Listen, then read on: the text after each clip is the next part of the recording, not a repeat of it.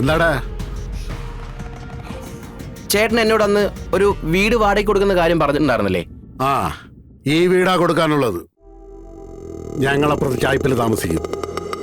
എന്ന താമസത്തിന് ഞാൻ ഒരു പാർട്ടി കൊണ്ടാ വന്നിരിക്കുന്നത്. വിശ്വസിക്കാൻ പറ്റുന്ന കൂട്ടരാണോടാ? എന്റെ സ്വന്തം ആശന്റെ പെങ്ങളുവാ.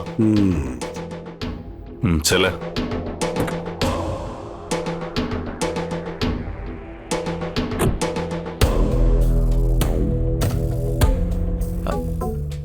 അത് ചന്ദ്ര, ആശന്റെ പെങ്ങളാ.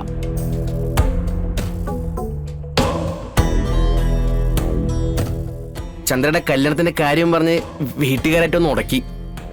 അപ്പൊ കുട്ടിയുടെ കല്യാണം നടക്കുന്നത് വരെ ഈ കുട്ടിക്കൊരു സംരക്ഷണം വേണം. ഞാൻ നോക്കിയിട്ട് വേലതേട്ടന്റെ ഈ വീട്ടിൽ കിട്ടുന്നതിനേക്കാൾ സംരക്ഷണം വേറെ എവിടെ കിട്ടാനാ? അതെനിക്ക് ഇഷ്ടപ്പെട്ട്. പക്ഷേ പുലിവാലാവൂലല്ലോ.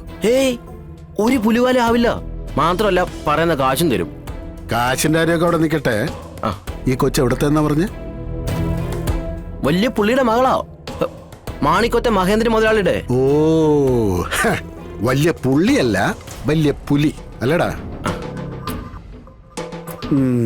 വേലായുധന് ഏറ്റുമുട്ടേണ്ടത് ഒരു പുലിയോടാണെന്ന് സാരം.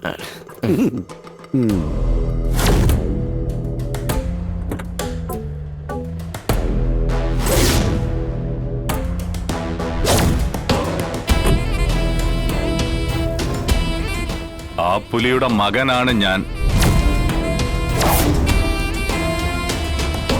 പാടി ശിവൻ.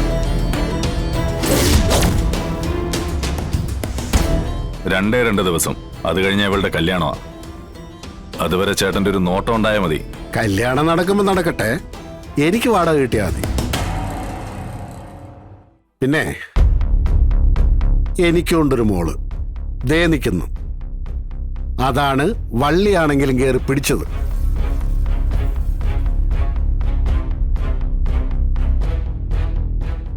എന്താ പേര് പറഞ്ഞത്?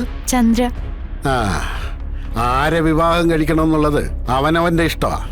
ഇഷ്ടമുള്ളവരെ വിവാഹം കഴിക്കാവൂ. അത് കഴിഞ്ഞ് പിന്നെ ദുഃഖിച്ചിട്ട് കാര്യമില്ല. ഇവിടെ കുട്ടിക്ക് ഒരു കുഴപ്പമുണ്ടാവില്ല. എന്റെ മോള് റാണി കൂട്ടിനുണ്ടാവുകയും ചെയ്യും.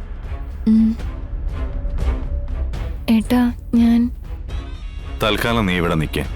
അച്ഛന്റെ കയ്യിൽ പെടാതിരിക്കാൻ നമുക്ക് മറ്റു മാർഗമില്ല.